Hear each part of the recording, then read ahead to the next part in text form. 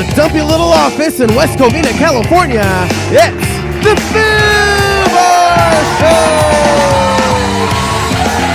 Hey, what is up, everybody? I am Joe C. And I'm Josh. And thank you all very much for listening to the Foobar Show. Thank you for downloading the pod on most major podcast apps, subscribing, and telling a friend like a champ. You can always reach us at Foobar Show. That's FWBarshow.com. And FWBar Show is our handle on Facebook, Tumblr, Twitter, and Instagram. Check us out. Drop us a line and we'll fill it up like a couple of foos. Ain't that right, Foo? Yeah, why not? All right. On tap today, we have Steph again. Say hi, Steph. What's up, my dudes? What's happening? Steph. Have you guys heard about this new Wiener Schnitzel What's item? up with the Wiener Schnitzel? My God. What's happening at der Wiener Schnitzel? At der Schnitzel. The Wiener Schnitzel Yeah. has a tamale. What? The fuck? That's not German at all. I know. That's way south of the border. It's a beef. It's all beef tamale with their signature chili cheese on top for the holidays. What? It's probably kosher, too. I'm sure it is. Ugh, your guess sure is as it good is. as mine. It's probably one of those Hebrew nationals. Is that not a brand? That's No, that's hot dog brand. We're talking about tamales. That's Nevertheless, come on. You mean expect me to get a tamale from Wiener Schnitzel that doesn't have like a hot dog product in it? I call bullshit. Oh. That beef comes from one of their fucking schnitzels. That dang. I'm telling you right now. Whatever it is, Dog in a pocket. Whatever it is, I don't want anything to do with it. I kind of want to try it. Yeah, you should have gotten some. Yeah, Yeah. you know, No, by the time I just heard about it today. Oh, did you? There's no time. Oh you know my what I God. heard about the other day, though, What? which I'm fucking giddy as all fuck about, is chicken and waffles from KFC.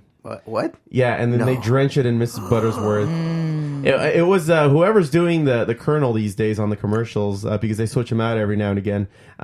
He is slow dancing with the bottle of Mrs. Buttersworth. And, that's their partnership. All right, get my feed bag ready. Time to go to the Colonel. Yep. I bet this real Colonel's rolling over in his grave. Oh, shit. Oh my God. Come on, it was Dang. bound to happen. It was It was only a matter of time, really. And if I fucking wanted some decent chicken and waffles, the closest thing to it is to go to Denny's or IHOP, where they just so happen to serve fried chicken and they happen to serve waffles, and you just gotta order it a la carte like that. See, But it wouldn't work because it's Denny's and or IHOP. I'll do you one better, man. There's a better place around the corner. What's that? That place me and the Foo went to last week. KFC? It's called George's Kitchen. It's off of Here Roland. in West Covina? Yep, off of Roland and Citrus. It's right there across the street from Golden Bowl. It's a nice little, I know where that is. like breakfast cafe. They have a diner. It's like they have the diner table where you can go in, just eat at the counter, and then they have chicken and waffles as one of their dishes. And the chicken and waffles are bomb as all fuck. So now that you've tasted that, you have to go load up your trough over at KFC. Sure will. And check that shit out, and then you report back to me and see what happens. See which is better. Yeah, see which is better. You got it, son. And we'll just kind of go from there. We might make a segment out of it. We'll see. I mean, what would we call it? Josh tries something new. Josh's family feedback. Josh's family The feedback. Food Bar Show. Get out. That's almost too good stuff. Fuck out of here. See ya. That's the kind of good thinking we don't need on this show. Yeah. You think this is a good quality Man, podcasting? you guys don't pay me enough for my great ideas. We don't pay you at all. Wait, you get paid? How much are you giving her on the side? Oh, well, it's from the side, not on the side. Moving on. Moving on. So, Josh, I understand that you might even have some nerd news for us today. Well, I sure do there, pal. All right.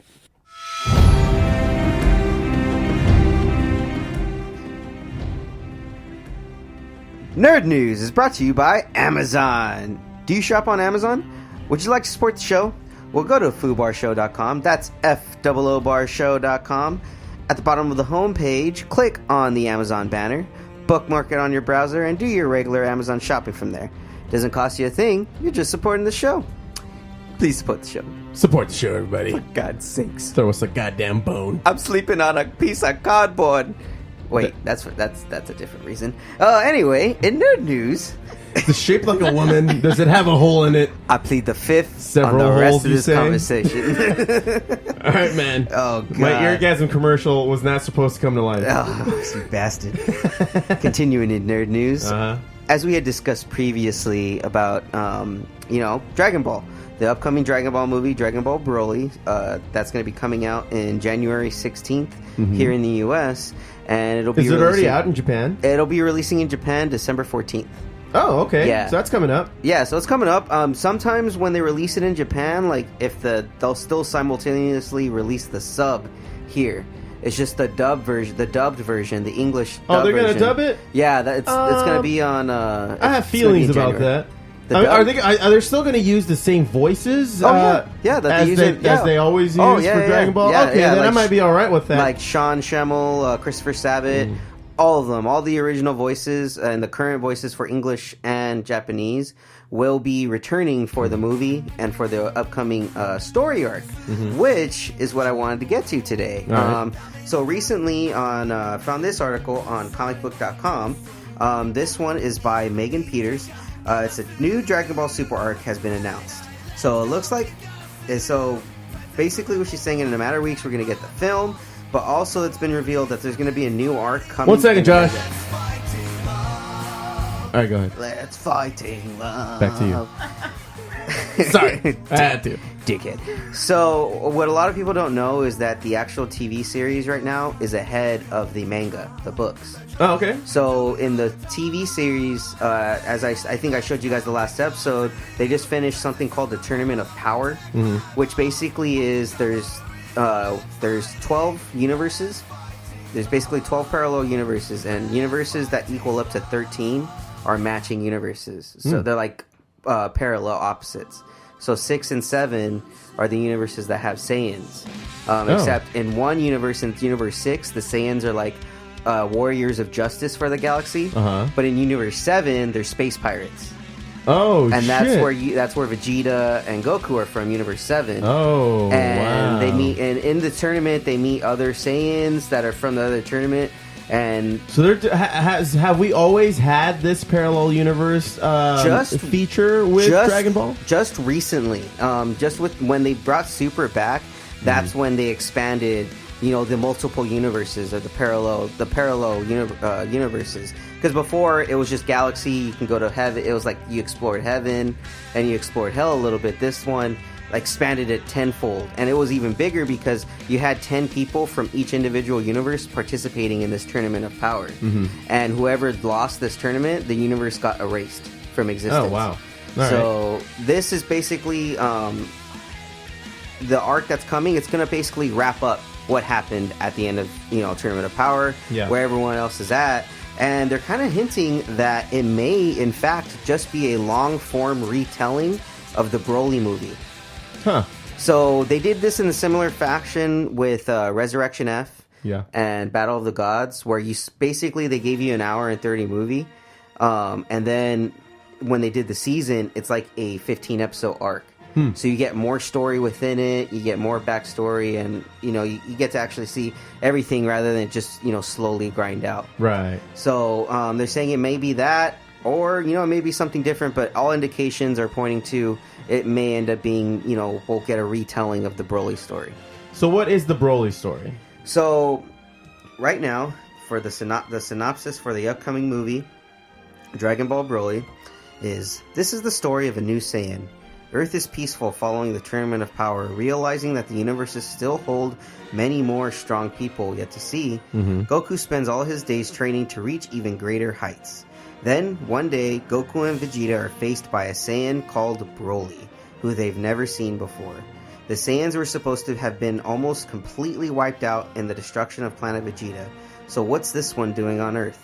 This encounter between the three Saiyans who have followed completely different destinies turns into a stupendous battle, with even Frieza, who's back from hell, getting caught up in the mix.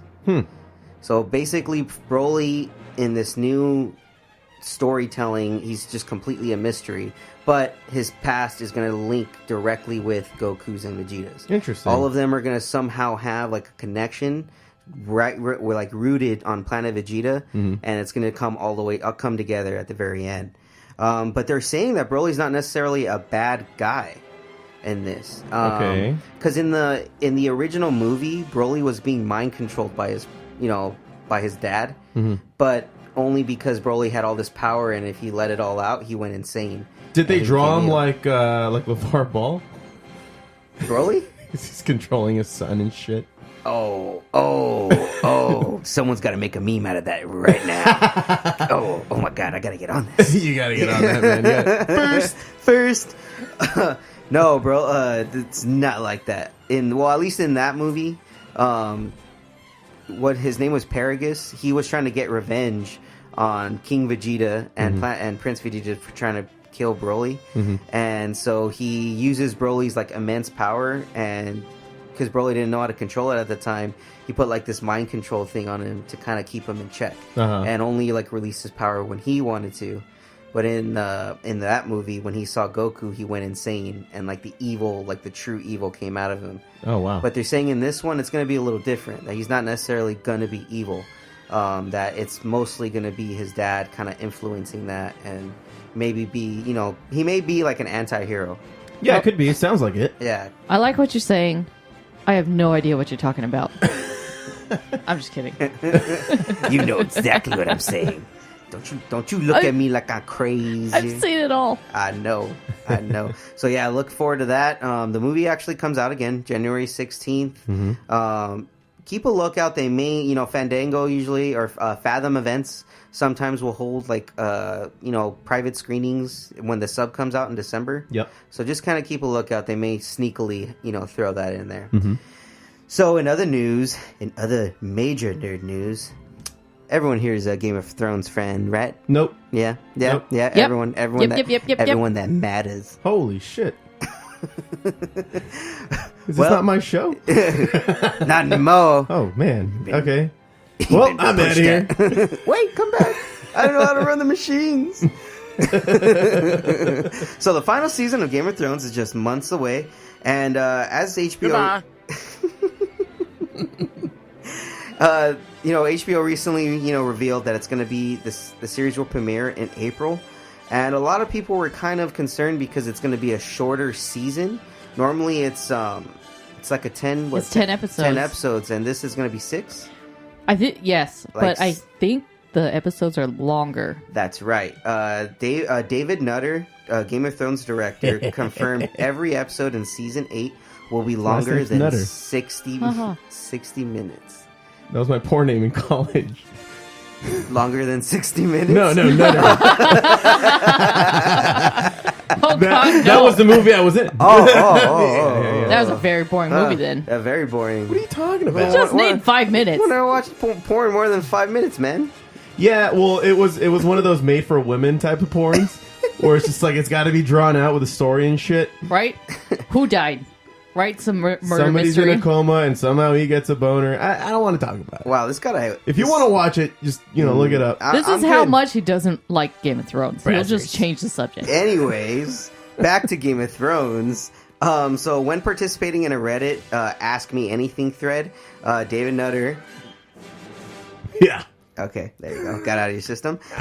He said more. He said season 8 episodes will all, I think, be longer than 60 minutes. They'll be dancing around the bigger numbers. I know that for sure. That one is also sexual. I don't even know if I can read the rest of this. I'm completely satisfied with how season 8 ends. I think that show... I think that showrunners David Benioff and Dan Weiss did a tremendous job, and they took into consideration what the fans want, as well as what is right as far as storytelling is concerned. I guarantee there's going to be a lot of surprises and shocking moments, but it's really very compelling stuff. That's too shocking. I don't know if I want that. Okay. Yeah, okay. yeah. So, the final season of Game of Thrones will premiere on HBO in April 2019. Cool. So, excited for that, Steph? I am, especially since they had to write the ending for George R.R. Martin because he didn't write any ending. Yeah, they beat him to the end of the story. Is that how far he's gone with the books? He's pretty much he hasn't even finished the last book. Where's he at? Like, what the fuck? He's working on other projects, writing other books. Yeah, he does other stuff, but like this is the last season. Pretty much, Dan Weiss and David Benioff said, "All right, this is what we're writing." He's Write too the book busy that way. shopping for a skipper hat. But George R.R. Martin actually guided them into the direction he wanted the characters to go. Well, he had from what I remember, when they were first asking him for the rights to, produce it, he's like, okay, I need you to answer me one thing. Spoiler alert. Who's Jon Snow's real parents? Oh. And then they were able to answer it. He's like, okay, you guys got it. Take the wheel. You guys know what to do with it. Just get there. So cool. And I'm sure somebody's gonna grab that screenplay and slap it on a book and sell it, and they'll sell millions. Yeah, I mean, the books are great. I have the first, I think, 5 books. Doesn't George R.R. Martin have the rights to the novel? He has the rights to the novelization. So nobody else can take that script. No, right? No, the novelization. Yeah, he has the rights to the novelization of Game of Thrones, no matter what, because that's his property. So if there's something that wasn't to his 100% liking, he can just tweak it a bit in the novel, right? Yeah. I mean, the TV shows always take liberties, as we see Walking Dead. So why not him? Yeah, so it'll just be the other way around. Yeah, Yep. it's just the other way around, as opposed to how Kirkman's already built this huge, universe with Walking Dead. Right.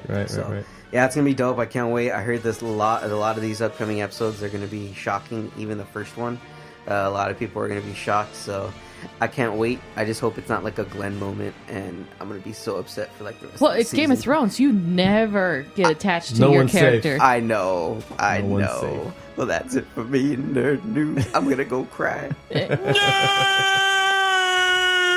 Cool, man. Well, Steph, Yes, I understand that you have a health and such again today. I do.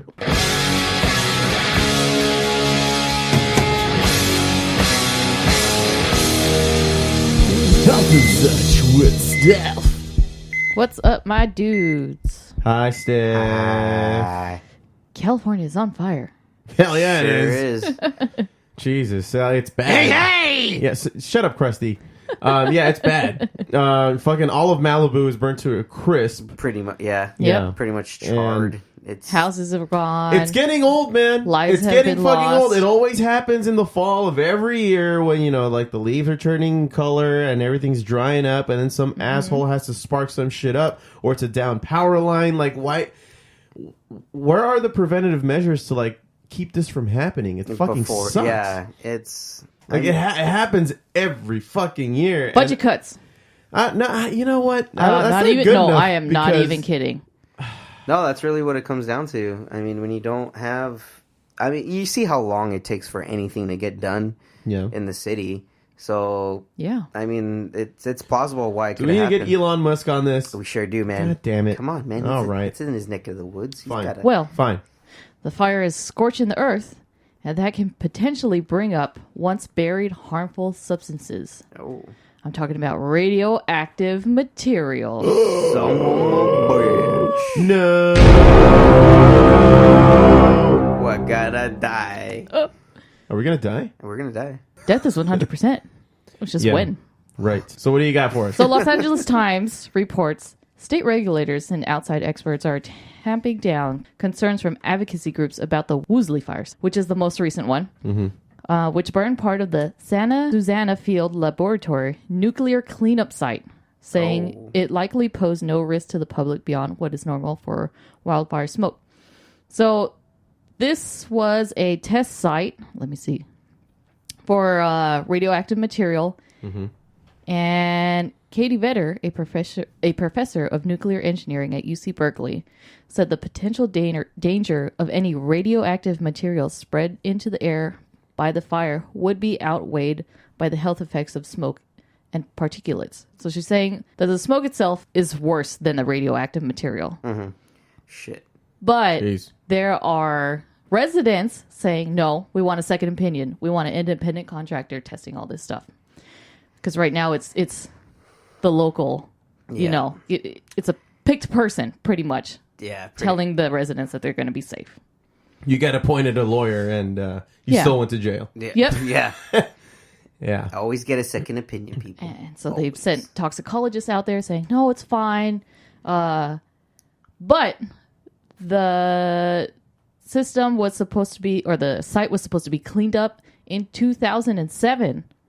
In 2017, it was not cleaned up. Oh, shit. Well, so why wasn't it cleaned up? It just got pushed to the side. Okay. Damn. Never touched again. Mm-hmm. And so they're saying, let me see, let me find it. I'm scrolling through this page. The amount of negligence is astounding here. I know, California. What the fuck? This is why we're on fire. This is why we're on fire. Yep. Anyway, the 10 year, it's been over 10 years, and they still haven't cleaned up the site, and then it burnt down, so now it's in the air. Yeah.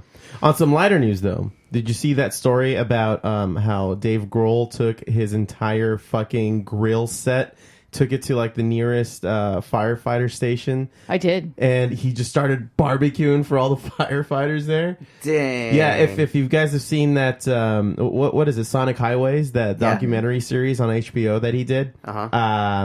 There's an episode where, like, outside of the studio where they're recording that specific track for that episode, he has like this monstrous fucking barbecue that him and his boys have going, and he's just making food for the entire crew. That's exactly what he did to the fire station. Mm-hmm. Sick. That are working on it. Good old Dave Grohl. Good old Dave Grohl, man. Yeah, with these wildfires, if you want to donate, there's several places you could donate. Just look them up online. Mm-hmm. Firefighters need hydration packs, families who have lost their homes. They're even recommending that people who live in a safe area to be on the lookout for wildlife who are coming down from the hills to get safe. Oh, yeah. But they're too scared to, unless you start fucking with them, they're too scared to attack you. They're just running. Yeah. So they're saying because it doesn't pose too much of an issue, go ahead, like at your curb, leave like a big pot of water for them because they're scared, they're thirsty. And at some point, we're going to want the wildlife to go back. We don't want them to like stay down here and deplete our animal shelter resources. So I mean, because you don't want to be driving down the freeway and all of a sudden there's a deer coming right at you. No, hell no. Yeah. That's why I live in LA. I don't need none of that. I don't need none of that. Dog. Yeah. So I mean, if you want to help out the wildlife too, at the very least, like leave some water out for them so that they can drink and keep moving on. And there's plenty of nonprofit organizations that people can give to these days for the effort, because goddamn, dude, this is one of the worst fires. This is the worst fire that we've seen. Ever had. The worst fire year. I mean, I've never seen so many fires in a single year that we've had. Of this magnitude. It's the entire state is on fire. God, it fucking sucks. I mean, that was the case last year. If you don't remember, back when we went to Colorado for the for my bachelor party. That's right. And then we came back, and there was fires. Yeah, that's right. Because we wanted to go to, what was it, Yosemite? Or that was this year. That was earlier this year. And even then, the entire fucking forest, and then the redwoods were on fire. It was insane. The food was caught in the fire. The food was caught in the fire. That's right. Yeah, and that was one of the times he had to go back to Foodtopia because he said, "Fuck this." Yeah, I don't know why he was trying to go through Portland though. I mean, there's a portal there. Was it? Portal land. Wow. God damn it. Well, shit.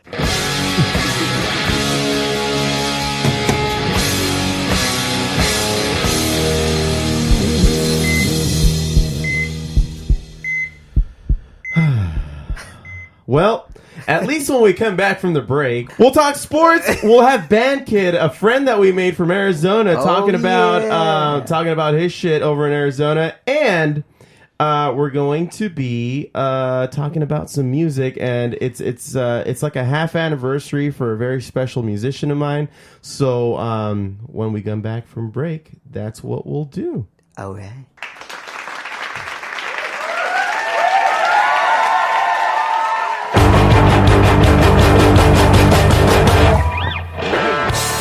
Podcast listeners, Joe C here. Are you digging all the music talk and want to see what my band, The Fallen Electric, has in store? Check us out at thefallenelectric.com for all news, show dates, and contact information. Also, be sure to listen to our album, Never Seen the World, available on all digital music stores and streaming apps. It's time to get electrified. Let's just go. and waste some time on what was recreated. And we're back! Josh! Yeah. Sports? Maybe.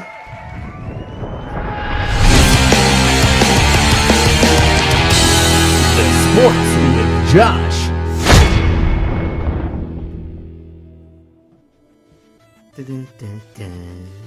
What's up, everyone? How you living, peeps? We aight. We aight? Yeah, cool. What's up? Yeah. Well, guys, you guys ready for Thanksgiving? You mean football? Yeah, football, but you guys ready for the other big event? The turducken? The turducken. You guys are having turducken? Hold on. Sports can wait. What's happening here? No, nothing's happening with the turducken. Who's getting the turducken? Nobody's getting the turducken.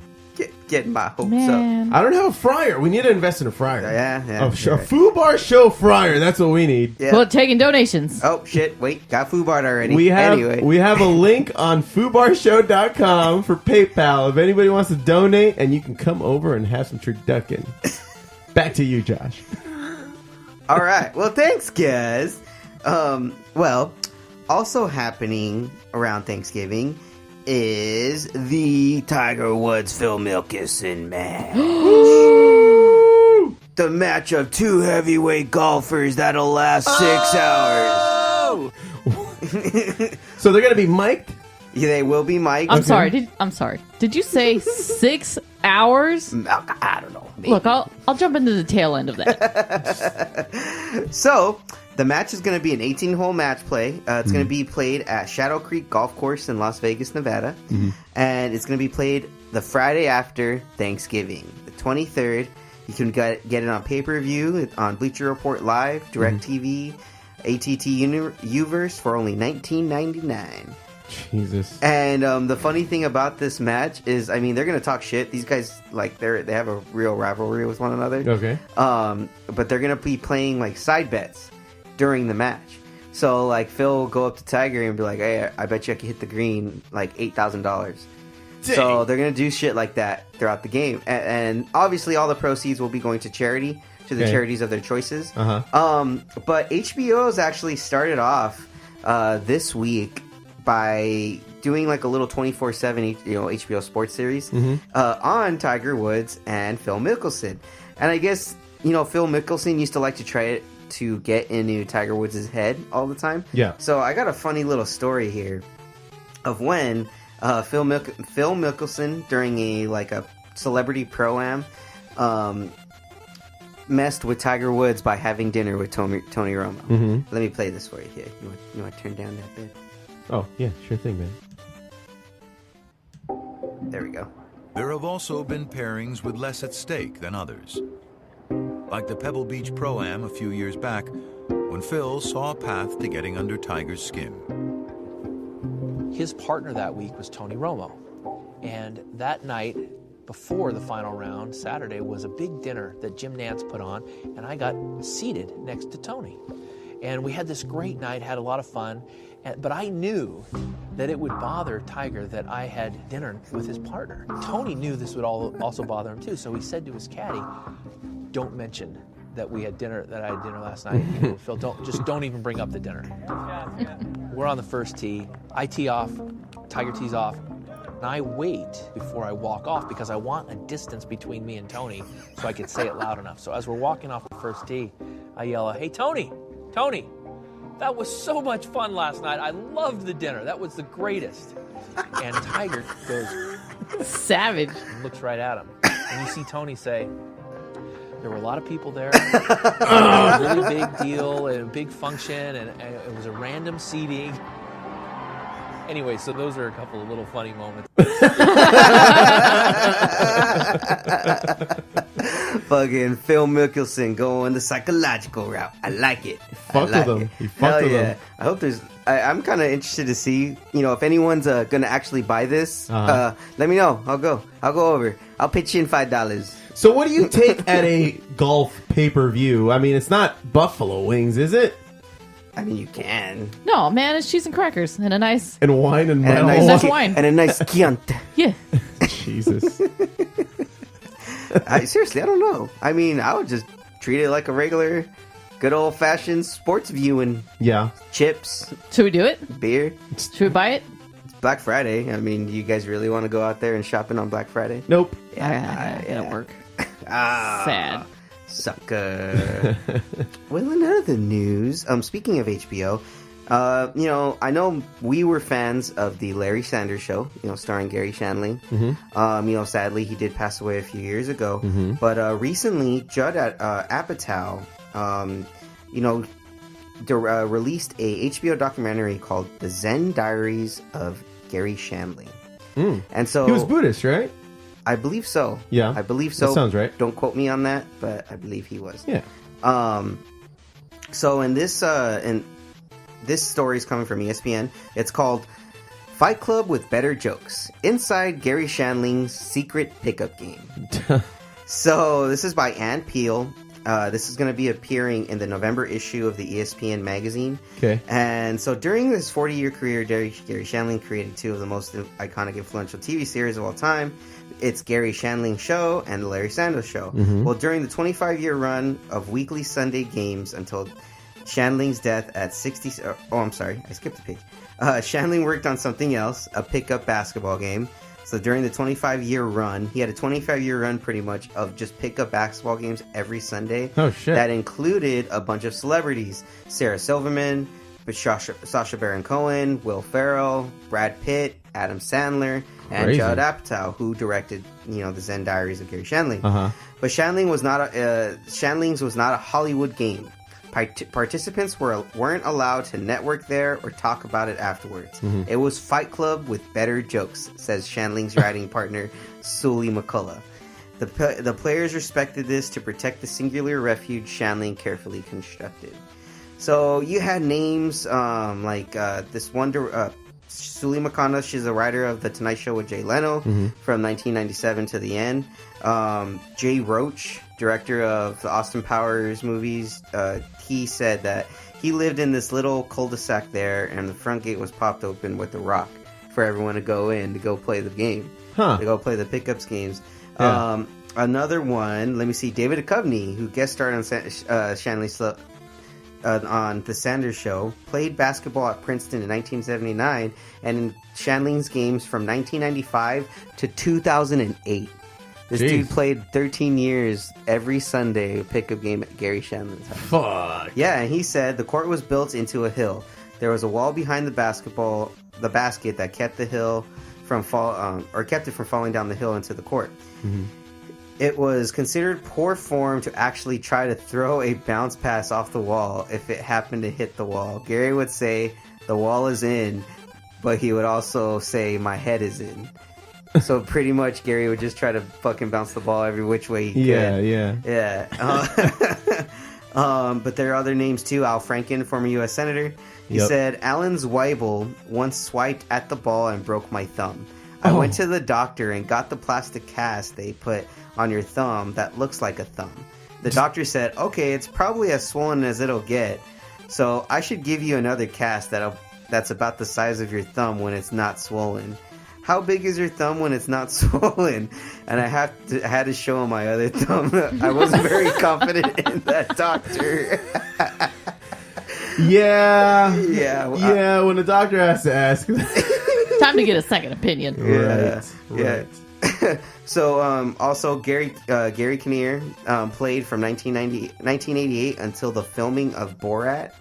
So he said, I was increasingly worried about a wonky ankle getting me dragged off in an ambulance. I heard that Billy Crystal got injured there, and Sasha was around the time. I said, check please.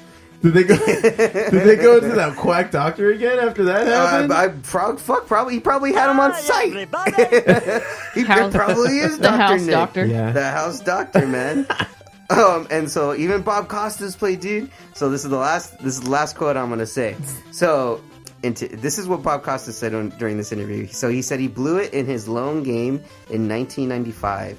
He said, in tonight's program, starting at guard at 5'7" out of Syracuse, Bob Costas.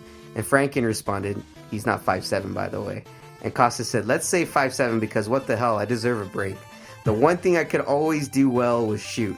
So Bruce Grayson is guarding me, and he's about my size. I'm thinking, well, I can do something in this game. And I missed about 80% of the shots. Gary was commenting, oh, it's only a matter of time. In and out. Tough luck. Aw, man. You can tell he has the stroke.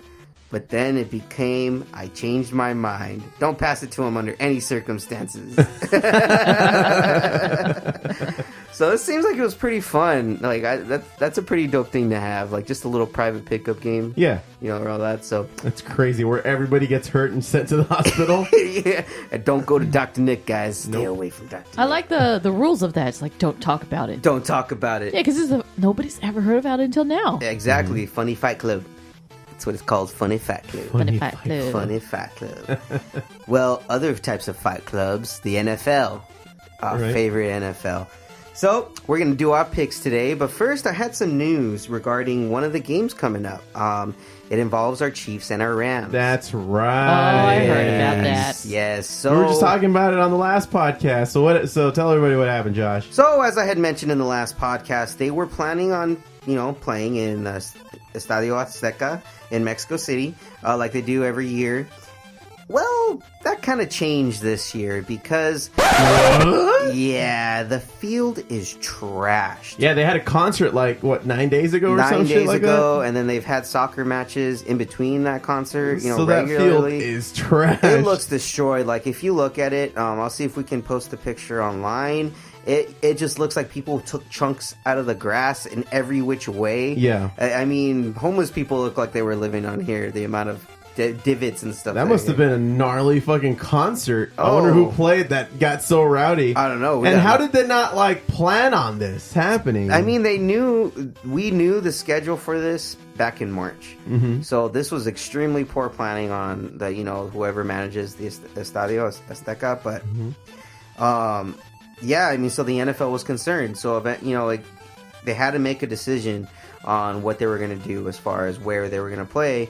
Well, this technically was supposed to be a Rams home game, right, played in Mexico City. Mm-hmm. So they decided they're going to have the game in the LA Coliseum this Monday. It's just a home game. So it's just going to be a home game.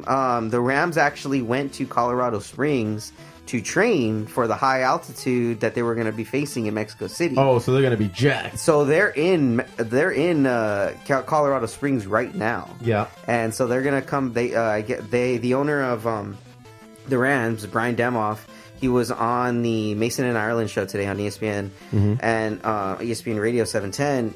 He said that they're going to stay there and they probably won't come back here to LA until maybe Saturday or something. Well, seeing that it's on fire, Yeah. So there's actually an interesting thing about that. So the Rams, they understood. Yeah, it sucks, especially for people that were going to go to Mexico that bought their plane tickets and everything like that. So the NFL is gonna within the next few days they'll be announcing what they will do about the refund policy as far as tickets. Right. But the cool thing is that the Rams are offering season ticket holders first come first serve for this upcoming game because this game was not on their season ticket list. So they told them, if you guys want to use your license, you guys can use it at no extra, only if you got, but the only extra charge will be if you want to bring up to 3 or 4 people. All right. But the other cool thing that I'm trying to find it, the Rams also said that they will be donating 1,000 tickets to the firefighters and the victims of the Woolsey fire. Oh wow. Yeah. So everyone that was involved, nice. The victims, they're going to be allowing, not allowing, but they're going to be providing them, tickets. They can get tickets to there. They're also donating a large portion to, the victims and the Red Cross and everything for the Woolsey fire. Yeah, and I like that because at the end of the day, you just need something to distract you. Yeah. Other than your house just burnt down. Yeah, it's like, all right, let's, you gotta take this time off. Yeah. Focus on something else. Yeah, exactly. I mean, so this is the report from Dan Graziano of ESPN. He posted on Twitter. He said, the Rams announced they will provide thousands of complimentary tickets for Monday's game to first responders who are bravely protecting the greater Los Angeles community, as well as people who have been impacted by our community's recent tragedies. So that's awesome. I mean, I like when these types of teams actually branch out into the communities and try and help out and, try to affect it. Uh-huh. Not all of them can do it, but, at least they try and at least they're doing what they can to, be active. So that's cool. But in other news, Foo, so you remember that football player Le'Veon Bell I talked about a few months ago? He was holding out for the Steelers. No. I know you don't. Well, should I have said yes? Yeah. Yes. There you go. Yes. Cut that later. Anyways. What happened was Le'Veon Bell at the beginning of the year, he was franchise tagged by the Pittsburgh Steelers. So the franchise tag would have paid him $14.7 million for the year, but he wouldn't have had a guaranteed contract for this year or the next year going forward. Mm-hmm. So he decided to hold out altogether. So at first, everyone all season were like, when is he coming back? When is he coming back? They said he was going to come back week 7, during their bye week. He didn't come back. And then, so his last day to report was November 13th to be eligible to play for the rest of the season and to have had a full season under his belt. He didn't report. Dang. He said, nope, he's not signing that franchise tag. He's not coming back at all. Wow, so crazy. It's going to be weird because he's going to be a restricted free agent again this next coming free agency. And the Steelers could attempt to do a transition tag, which pretty much is not necessarily like the franchise tag where he has to sign it. Mm-hmm. He could waive it. He could basically not sign it, but if another team signs him to a large contract, pretty much the Steelers get like a compensatory pick. Oh. Whatever they designated it though. So if they think he's like a high quality player, they're gonna say that if you sign him, we need a compensatory first round pick. Wow. Yeah, so they could do some shit like that. Crazy. So I'll update that more as once the season's over, what happens. But the odds for him to land, he may land from anywhere from the Jets, the Raiders, the Bucks, the Eagles to the Packers. But this is interesting. This isn't the first time players have held out before. This is the first time a player has pretty much held out in a while to where he's not going to play the entire season. Like the last player to do that was like Marshawn Lynch, but he retired. Like he actually should have retired. Yeah. And then he just came back. Yeah. And then he came back. Well, he was just there so he didn't get fined. Yeah. So, I'll let everyone know what's going on with that. But yeah, that's crazy. I can't believe he just straight up said, nah, no thanks. And that's happening in sports. I mean, we just talked about Grandal on the last podcast. Yeah, they want to take their chances, see if they can get paid big bucks. Yeah. I mean, power to them. Yeah, we'll see what happens. We'll see. So, in football, it's time, guys, for the picks. Let's do it. The picks. Playoffs? No, we're not talking about playoffs. Not yet. All right. Talk about playoffs. Playoffs! All right. So, first games. Again, I'm going to read off the games to you guys again. First game's going to be the Packers at the Seahawks. Mm-hmm. So, the Foo picked the Seahawks for this game. What? Shut up, fool! Josie? Let's see here. I'm gonna go with the not the Seahawks. The Packers? Yes. You gonna go with Rodgers? That's right. Yeah. I'm gonna go with the Packers. Steve? Yep. Let's go with Green Bay. Green Bay? I will go with Green Bay as well, only because I do not trust Russell Wilson. Mm-hmm. So, next game is gonna be the Cowboys at the Falcons. Cowboys. All right, so Dallas for the Foo, ATL for Steve.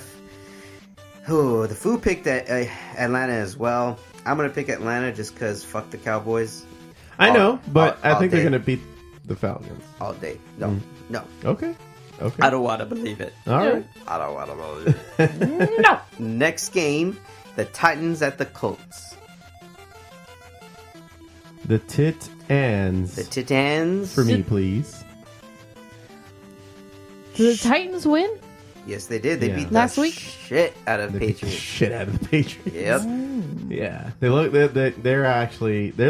decent. They're looking decent now. Yeah, now that Mariota's hand's good now, that he can actually throw. Oh, he can throw it now? Okay, let's go with the Titans then. All right. Okay. I know nothing about this team. Right.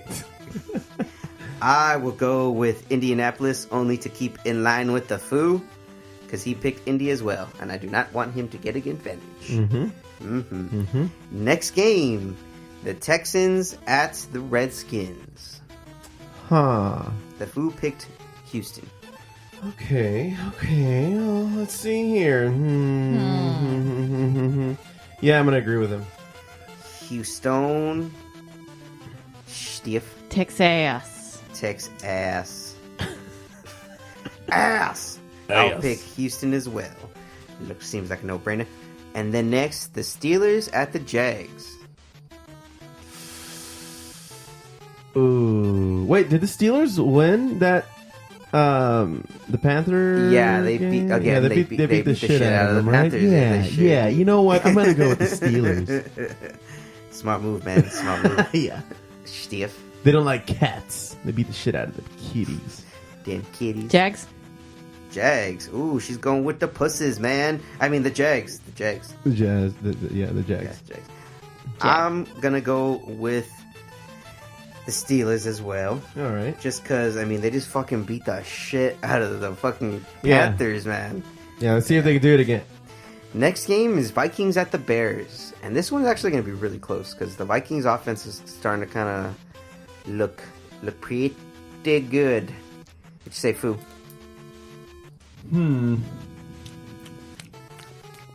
I think I'm gonna go with.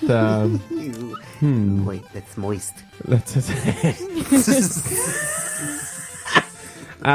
put me down for one of them teddy bears. Them teddy bears? Yeah. Stiff. I will go with the Valkyries. The fuck? Skull. Minnesota it is. It's going Minnesota, eh? Yeah, sure. Sure. Yeah, sure. Sure. The fool picked the Bears as well. Okay. He sure did.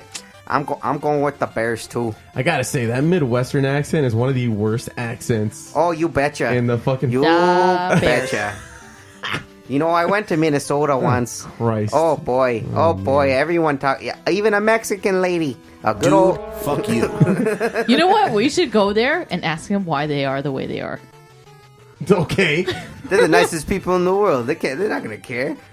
Well, Oh, do it in a nice way. they're not nicer than Canadians. No, but they're borderline. So they're not Yeah. sorry. Get right there. it? Get it? They're borderline. I get it. Yeah, We got it. yeah. We got it. Just Jesus making sure. Christ. Anything to piss you off. All right, last game. Stay on target. Stay on target. Where was that 15 minutes ago? Shut up. Last game, Chiefs at Rams. What you got, man? The Rams. The Rams are gonna beat the Chiefs. I know what they're both at 9-1, right? Yeah, they're both at 9-1. And Really? both offenses look fucking It looks sick. crazy. It's gonna be a good game. It's gonna be a shootout, man. It's. I think the Rams are gonna lose this one though, so I'm going with KC. Oh, What? I gotta go with my boy Big Red, Andy Reid. Nah, my friend. Steve, Chiefs. the Chiefs. So that's 3 for Chiefs and 1 for LA. Okay. You're the lone homer, Foo. I'm the one who's gonna win, y'all. We'll see about that. Well, that's it for me in sport. All right.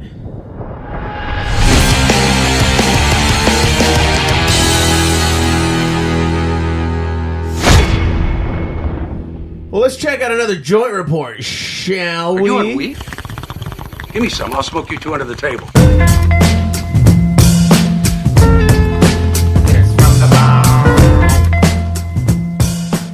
Well, man, want to get really high? Sure do. Take a dab in the world of concentrates. Oh, This is an article I pulled up from The Guardian. Let's see here. Concentrates, a rapidly growing segment of the legal marijuana market, reduce the plant to its chemical essence. The point is to get as high as possible, and it works. it sure does. Manufacturing concentrates involves using solvents like alcohol, carbon dioxide, and other chemicals to strip away the plant's leaves and then processing the potent remains. The final products can resemble cookie crumbles, wax, and translucent cola spills. A standard method of concentrate consumption known as dabbing, which you do very often, Sure do, buddy. uses a vaporizing devices called rigs that resemble bongs, but instead of a bowl to hold the weed, there's a nail made from titanium sometimes. Sometimes. You tend to use the one made out of glass. It's it's cheaper. Yeah. You find it at, local, smoke shops and stuff. So some are made from titanium, quartz, or similarly sturdy material. The dabber heats the nail with a blowtorch and then uses a metal tool to vaporize a dab of concentrate on the nail. It looks sketch, but it's totally fine, guys. It's totally fine. It does look sketch. Common sense suggests that a dabbing habit could be more harmful than an ordinary marijuana habit, but the research is limited because they won't let us up until recently. Visually, the process is sometimes compared to smoking strongly stigmatized drugs like crack and crystal meth. I mean, that's what it looks like. That's what it looks like. I mean, I can't blame people for thinking that, it is that, but it's not. Can you describe the snail? It's like, if you've ever seen a bong, it looks like, you see the big mouthpiece of a bong. It has a little bowl or arm out to the side. Instead of that bowl being off to the side, it's like this gooseneck. It comes out, and then at the tip of that gooseneck is like a cup. Yeah, pretty much a cup that has the hole. A little tiny cup. Yeah, like a little cup that has a hole that leads down the tube, and then it connects into the bong.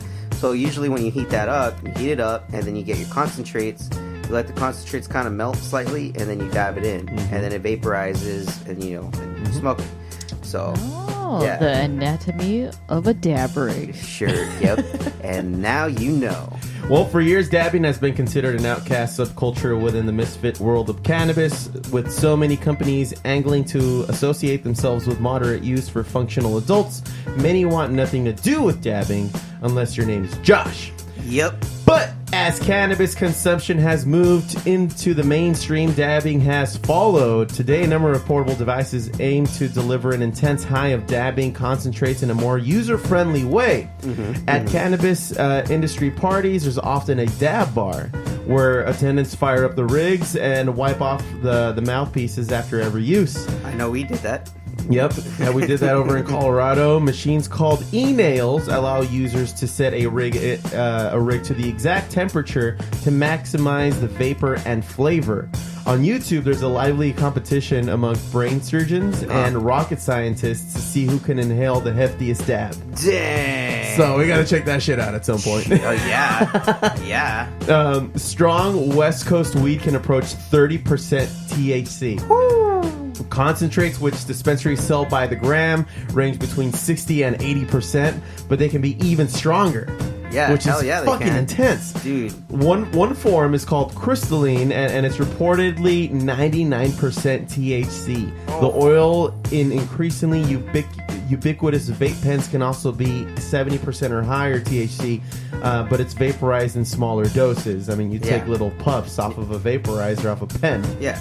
But concentrates aren't a new concept. We've always had, at least as much as I've been alive, hash or hashish, the compacted resin of the cannabis plant, which has been used in Central and South Asia for more than 1,000 years. But legalization in North America has laid the groundwork for innovation in the craft, as with most things. I can't fucking talk. Yeah, you sure can. Cannabis concentrate fanatics can argue endlessly about their preferences: solvent-free, whole plant resin, live resin, shatter, and the uninitiated struggle to discern much difference in the effect. They all kind of feel the same to me. It's just how, no one has more flavor than the other, at least. Well, would you depends. argue? Is there a specific kind of concentrate that you tend to get when you go to a dispensary? As of right now, because for a while I was getting shatter, and it's the real only difference is the heat that you have to get them at and the consistency where they melt. So shatter, sometimes if you heat up the nail too much, if you put it in, all of a sudden that's when you'll see it burn. Like, it'll burn real quick. Whereas if you get crumble, which is what I've been getting a lot more recently, it doesn't burn like as fast. So I can get it a little hotter, and then just let it melt in first before it just all of a sudden starts combusting on me while I'm trying to take a fucking dab. As you've experienced before. So that's really the only differences. But as far as taste, no. I mean, smells, obviously, when you smell it before you actually dab it, yeah, you can tell. Yep. So I always recommend people, for if they're gonna be purchasing it, smell that shit. Like, smell it, and if you like it, then 100% you're gonna like smoking it. Word. Yeah. I agree. The reason I'm bringing up dabs is because we made a new friend all the way in Arizona. Ooh, our good neighbors to the east, and this guy, he has a channel, and we gave him he has a channel on was it Weed? It's called WeedTube. WeedTube. Yeah. So and he started off on Instagram. That's where we connected with him, and we're just like, dude, you want to just be on our joint report segment? Yeah, I mean, why not? Right? Why the fuck not? So he talked about some of the new laws in Arizona, his struggle with addiction with harder shit, and his ability to maintain it with cannabis. His name is Banddkid, Banddkid. So we put in a phone call earlier today, and I want to play it for everybody. So let's check it out. All right. Well, on this joint report today, we have Banddkid. What's up, Banddkid? What's up, Ben? What's going on, guys? It's Banddkid here. Yeah, dude. Yeah, what's up, man? So, hey, man, we met you through Instagram. You hit us up on one of our posts from a couple episodes ago, and I couldn't help but just click on your page. Noticed that you were putting up some videos of dabbing. You're from Arizona. What part of Arizona? Currently, I'm in Tucson, repping the 520. Right on. Okay. Cool, dude. So you want to tell us a little bit about your Instagram page, and I understand that you also have a link to more videos. Is that right? Yeah. So currently, I'm currently starting out with Instagram, and I'm going to be branching off with that. I got a YouTube page that's established, but for the most part, I'm going to start really pushing the WeedTube. I'm on the WeedTube as well as an author. That's it's a new website that came out this year, and it's essentially for marijuana influencers who are trying to grow their brands, and there's certain content, YouTube and everybody changing their terms and conditions. The WeedTube is essentially for weed influencers like myself and others. Oh, really? To essentially grow and thrive essentially in the marijuana market, because it's taking off regardless of whether Instagram or Facebook or YouTube, right, whether they will keep up with it or not. It's going to take off. Michigan just opened up itself, their recreational legalization. So it's just one state at a time is going to open up, hundreds and hundreds constantly opening up. And, so it's a new website. So, I've got myself established on there as well. And, I'm just working on really branching out, but essentially using Instagram as my main hub to grow everything currently. That's awesome, man. This is Josh, by the way. I've seen some of your videos, and dude, you take some monster rips on that dab, man. I am impressed. I am impressed. Most of that shit would have me floored, coughing on the floor. It's right there. Yeah, man, it makes me look like a bitch. Yeah, man. I feel like I should be in the fetal position after I take a dab like that. It's like, why, God? I call it a day after one of those. That's for sure. Hell yeah, man. That's the wave right there. I mean, you know what I'm saying? Like, what it comes down to, bro, is like, I just try to be real with it. You know what I'm saying? Like, right. And there's going to be certain videos where essentially, I got a different message in mind. But, some of them other videos, I go ahead and like to show how much that, that hit kicked my ass and shit. Because, that's what it's all about for me. That adds to the comedy and whatnot. People like to watch me get my ass whipped because, realistically, I do have asthma. There's not that many people that know that yet. But, you know what I mean? It's just kind of funny to, for watching me get my ass whooped by fat-ass dabs and shit like that. So, that's kind of a new thing that's been kind of like starting, so they enjoy that a lot. It's like going up against a heavyweight. You're just a 145-pound lightweight going up against a 250-pounder. Word. Yeah. And like, you gotta, you know, it's all about them thumbnails, bro. You know what I mean? You know? Exactly. So, you know what I'm saying? I'm a go, you know what I'm saying? I'm just trying to get my name out there and shit like that. Yeah, so, man. I mean, that's essentially what it comes down to is, you know, like, I'm gonna be smoking that much regardless, you know what I'm saying? I know, hey, might as well make It's like, some you money know, I off might of as well it. throw it all into one hit, you know what I'm saying? Fuck it, give it for the gram. Yeah, man. A gram for the gram? You do a gram for Yeah. Hey man, so in checking out your Instagram account, you had you put it you mentioned it in your bio that you're over 160 days sober. If you don't mind me asking, dude, what's that story all about? All right, so yeah, you know, well, for what it comes down to for me is like, you know, I've struggled with opiate addiction for many years of my life. As a matter of fact, you know, actually all the way back to when I was 16. You know, I'm originally from the Northeast, from Pennsylvania, actually kind of where Little Skies is from. Those little small towns that he's from. Yeah. That's kind of the area that I'm from. Not a lot to do out there. So here, let me like this.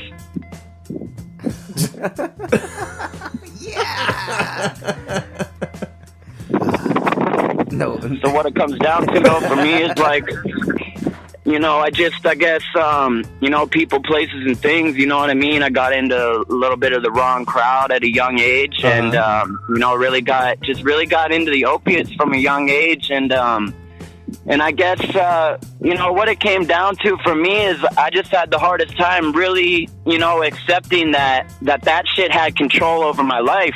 Yeah. And, you know, for many years I was in denial that it did. I was just, you know, I only wanted to accept the fact that, you know, it physically had me addicted.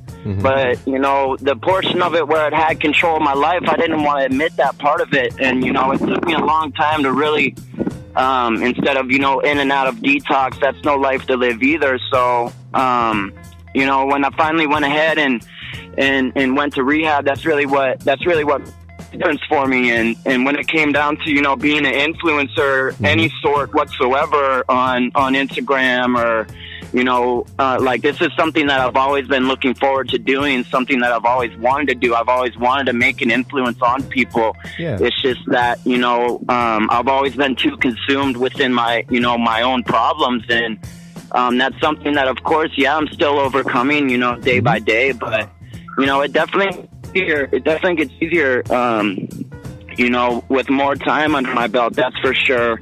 And I'd say, you know, I would definitely say that, you know, the Banddkid page has definitely helped me stay consistent with that as well. You know, it's like... That's great. You know, congratulations on getting 160, you know, and, you know, power to you for moving on and keep moving forward. That's awesome, man. And, you know, all the stuff that you've been doing on your channel, it's funny as shit. I just saw the video of you taking a dab and this chick was twerking right behind you the entire time. That was great. Like, I didn't even need to see the chick. That was just great. I'm like, wow, this is awesome. Like, yeah, man. I be staying busy, you know. I stay busy on that. You know, I'm always trying to come up with something different. I'm always trying to, you know, the thing is with me is like there's a lot of marijuana influencers out there trying to do the same thing I'm trying to do. You understand? Yeah, but with Banddkid, you know, I'm always make sure that, you know, my followers, whenever they look at my videos, you know, I'm constantly, you know, going to be on tweaking my videos and making those better. I'm constantly going to be looking at my competition, constantly, you know, working to make myself better in all aspects. But, you know, down to is that, you know, the consistency isn't going away with Banddkid, you know what I mean? I'm going to be here forever. Yeah, dude. right on, man. Hey, right on. So tell us a little bit about Arizona, if you don't mind. I don't know too much about what's going on, at least politically, in regards to the legalization of cannabis out there. What's the situation like? Like, what's legal? What's permitted? Tell us all about that. So currently, they've had medicinal marijuana has been passed in Arizona. It's been about, I'd say 4 or 5 years now. So, the market's definitely, you know, grown a lot when it comes to that aspect. But, this past election, that we just had, the proposition to vote on legalization, they didn't get enough signatures. So that one it didn't get voted on this year. But last year, I know when they voted on it last year, it was about I'd say 53 to like 47, if I recall. Damn. Oh, wow. So it was pretty close, but this past election, they didn't get enough signatures on the prop. Shit. Damn. Well, I mean, keep promoting it out there, man. We got to get this. We need to get our neighbors on board with it. Yeah.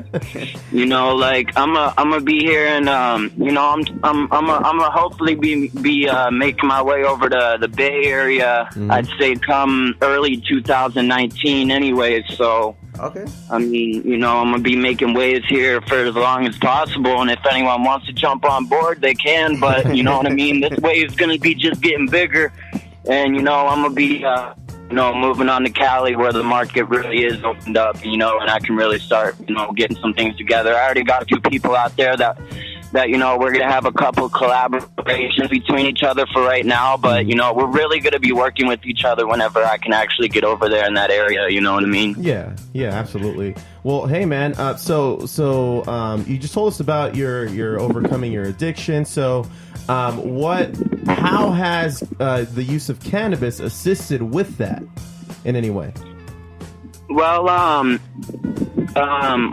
say, what it comes down to is, I was in the throes of my addiction, fentanyl addiction for a good 3-4 years straight. And, your mind gets used to being on a certain substance for a certain period of time. Yeah. And whenever you stop taking that substance, even after the actual withdrawal effects, you're still going to have what's called post-acute withdrawal syndrome. Mm-hmm. And that's where you experience, roller coasters of emotions constantly throughout the next 3 to 12 months of sobriety, essentially. Yeah. And, I'd say with the cannabis for me is, it just really helps with, those roller coaster of emotions, when times when I am feeling anxious or times that I am feeling, maybe a little depressed or maybe a little caught up, because everybody feels that way. And that's just part of life. And it's all about coping with that in a healthy manner. Mm-hmm. And what it comes down to for me is, coping with cannabis is a lot more healthy than coping with, something like heroin or fentanyl. Mm-hmm. To where my life turns, completely unmanageable as to whenever, I'm actively, using cannabis, but nothing else. As long as I stay true to just to stay true to cannabis, my life does stay manageable. And, I'm not speaking for everybody either, you know what I mean? Right. But I'm speaking for myself that, that I don't necessarily have like a problem with that. Essentially, it actually helps me to stay focused and to stay on track. Yeah, man. That sounds about right. I mean, that's right on, man. I mean, I know a lot of people that kind of lean on, cannabis because it does have that even out factor. It does mellow you out and even you out, especially with, when you're coming down from harder drugs. So, yeah, man. I mean, right. stick to the green. Stick to the good green, man. Stick to the good green. For sure. That's facts right there, man. That's facts right there. Yeah, dude. Well, Banddkid, tell everybody where they can find your videos. If you have anything you plug in, anything that you might have your sights set in the future. This is where can everybody find you? Okay, for sure. So, for right now, the main spot, check me out on Instagram. That's going to be Banddkid, band with 2 Ds. You already know what the fuck it is, dog. Other than that, you can check me out on the WeedTube. You can check me out on YouTube. And I got a Facebook page that's just made right now. Other than that, be in tune with my hip-hop. That's going to be coming out soon. And other than that, I would love for everybody to please check out and just check out my brother at producer Trent Taylor _ that's my brother right there. That's family right there. He's looked out for me. Nice. I look out for him. That's a true definition of an artist coming from nothing and, building himself up somewhat of a platform right now to where, he's somewhat on his feet now and able to get away from that old trap lifestyle where you're dealing with, drugs constantly and selling drugs. And that's just not the life, kids.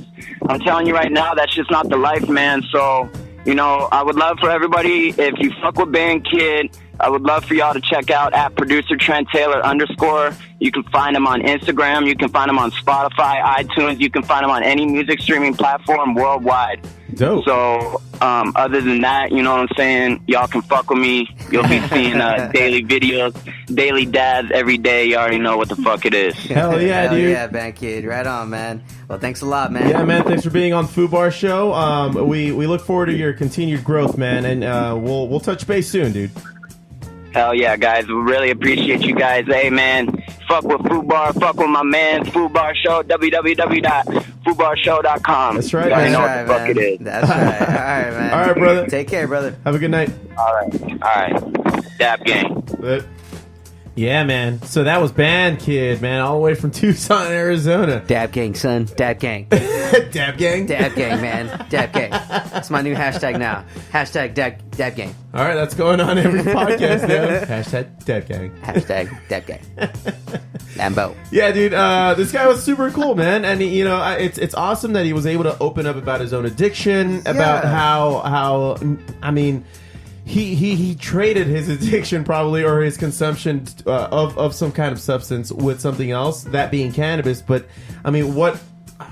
There's nothing bad about cannabis. No, there's nothing bad about it, and he kicked something very serious. Very serious, life-threatening. A fentanyl addiction, and power to him, man. Again, congratulations, Banddkid, on 160. Keep going strong. Yeah, dude, one day at a time. Yeah, one day at a time, man. One day at a time. But yeah, that was great that he was able to kind of give us his insight on drug addiction and stuff like that. So, and you know what? As I sounded shocked when he told us about how close it was in Arizona when they voted when they were voting for the last time that to pass legislation for cannabis. But historically, Arizona has been a very conservative state. very, very much so. Until recently.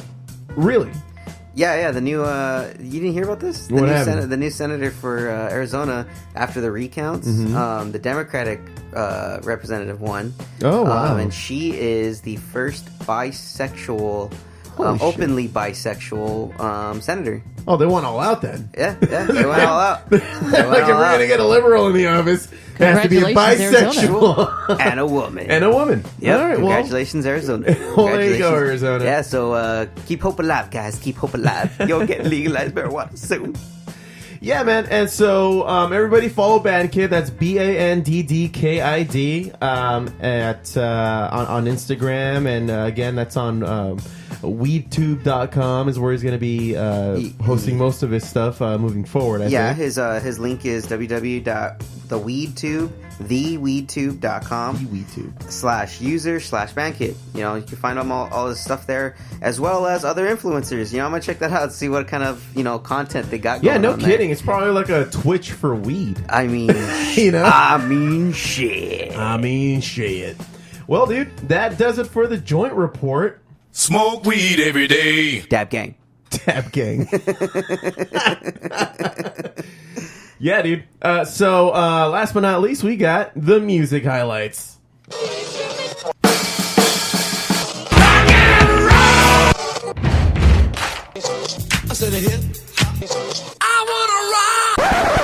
Well, Eargasm high fidelity earplugs, already trusted by 100,000 customers and growing.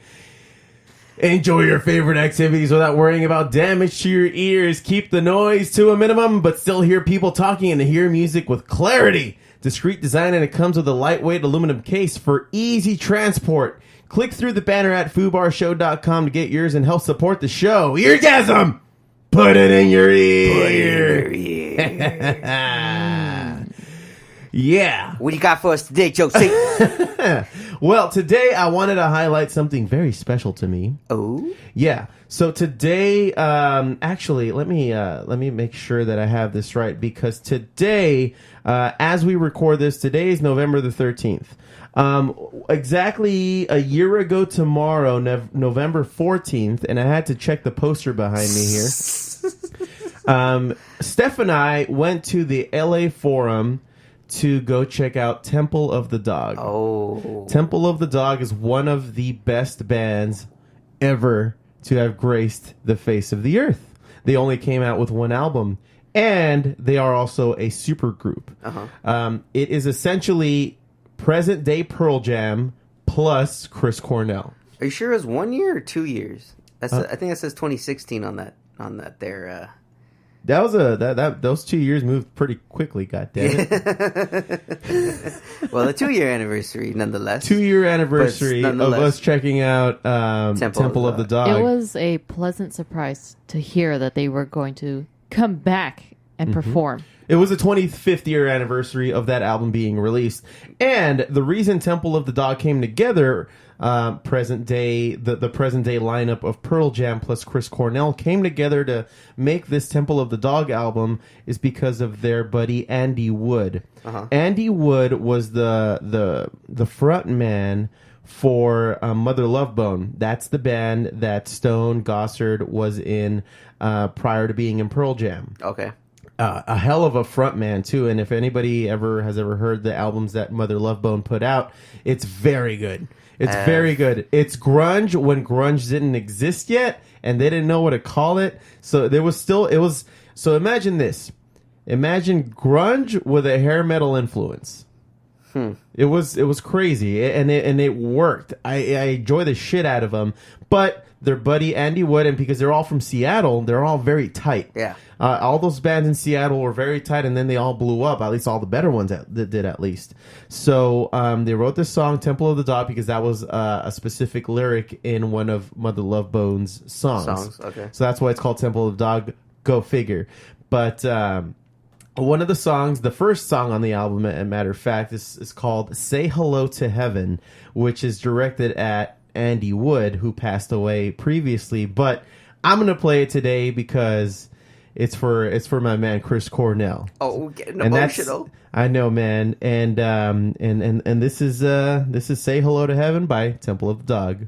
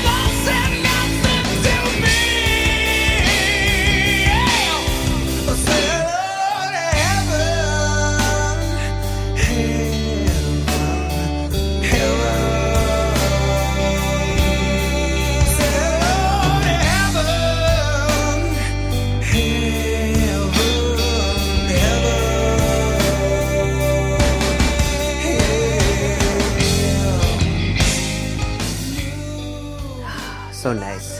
Yeah, dude, and that was early Chris Cornell, man. He had a voice that rivals any of the best voices in rock and roll, man. Oh, definitely. I mean, he rivals. can make a grown man cry. He rivals fucking Robert Plant. You can feel it.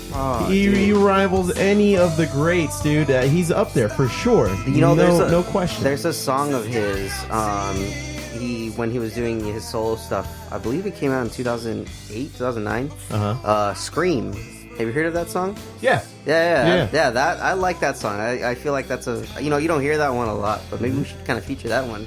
Yeah, we just might. We Yeah. just might. I mean, Chris Cornell was a great songwriter in his own right. I mean, he was with Temple of the Dog. Temple of He was Dog, Soundgarden. Soundgarden. He took over Audio Slave when Rage Against the Machine broke up. And god damn, was that good. Oh my god, Audio Slave was amazing. I was so upset then- when they kind of stopped. Yeah, and then his own solo work where he ended up covering Billie Jean. Yeah. was pretty good. Yeah.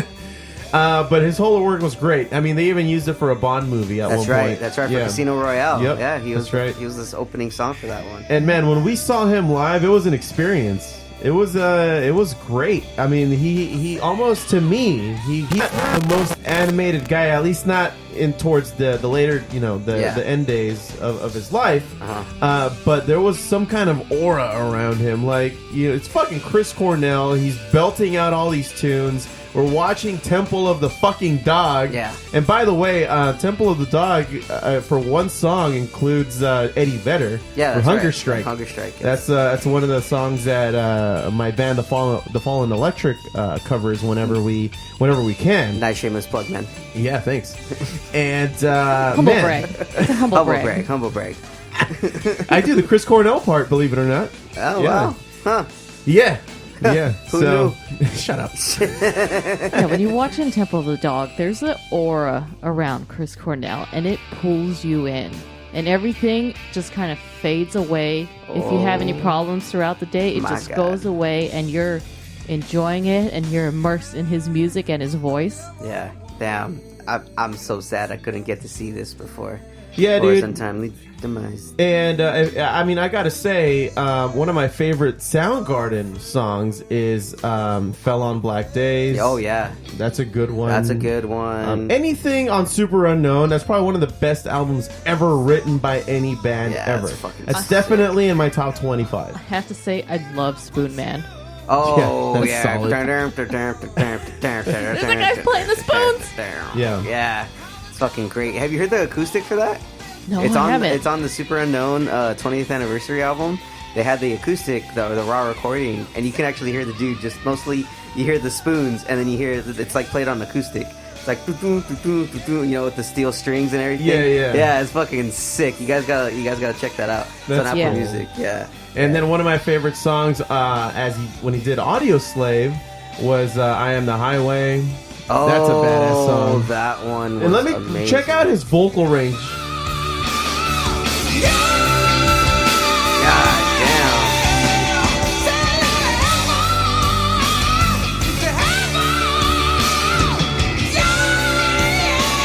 Yeah, dude. I mean, he still had that range all the way to the end, right? Sort of. Sort of. Yeah. I mean, when we saw him live, he ditched some of those high notes. Okay. But he still made it work. Yeah. I'm sure he can't go that high anymore. Yeah, dude. You know, testicles fall low to the ground. In this song, it sounds like he's putting no effort. Like it's just a regular day. It's just it's another day in the office for Chris Cornell. And I gotta say, when this airs on Saturday the 17th of November, that'll be 6 months exactly from the day that he passed. So if you're listening to this via podcast, it's the 6-month anniversary. Pour one out for Mr. Chris Cornell. Year in 6 months? Huh? Year in 6 months or just 6 months? He passed this year, no? It was last year. It was dude. last year. So it's It a was year and 6 months. A year and 6 months. Dude, my timing is fucked. Yeah, sure Foobard. is, man. It's Foobard. Foobard. It's Foobard. R.I.P. Chris Cornell. Yeah, R.I.P. Chris Cornell, man. That and Scott Weiland was one of the celebrity deaths that actually kind of was like, damn. Oh, you Yeah, shut off from yeah. the world. When Scott Weiland passed, Yeah. I was not happy. That was a very sad day for me. Dark days for Joe C. Here. Yes, Dark yes. days indeed.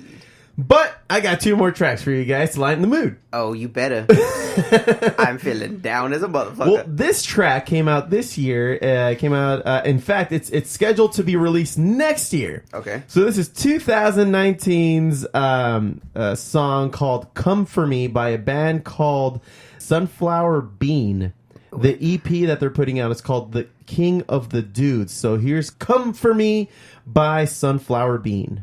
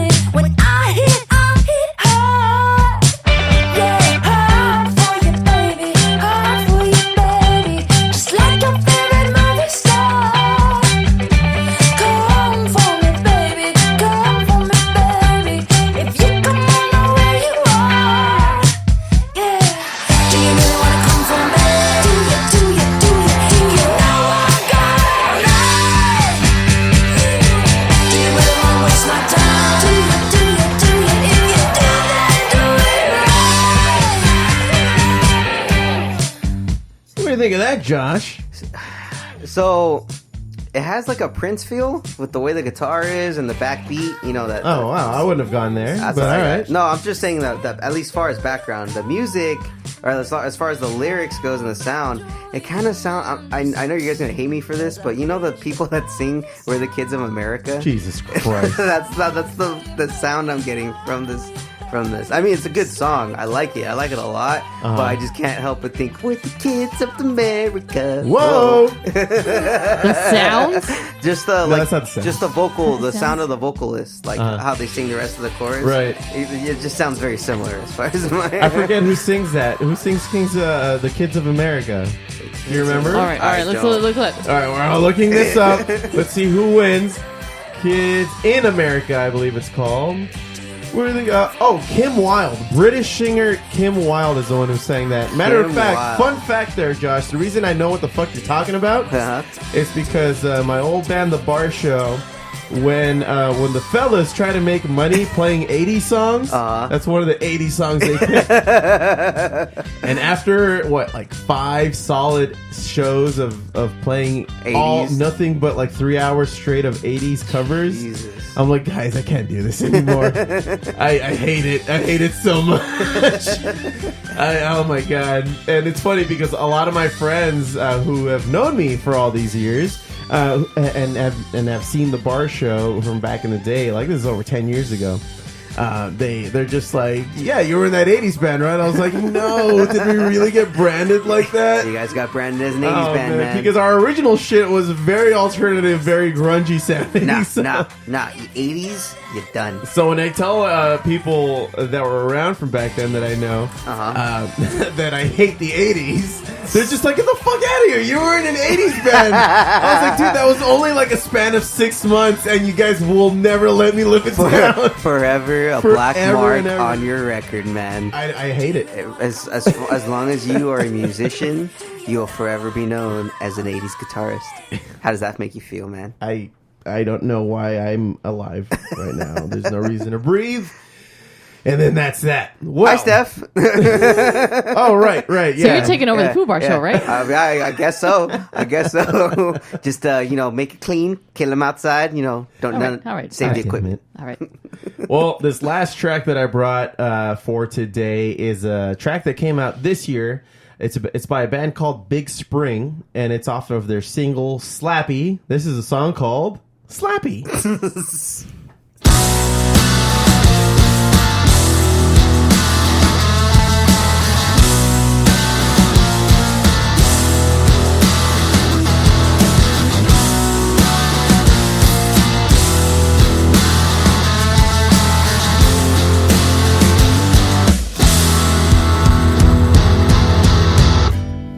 It's turning hands again.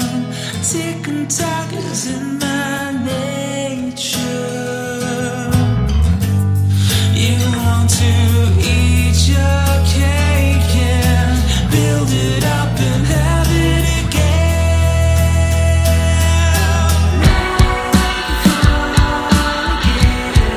Stand out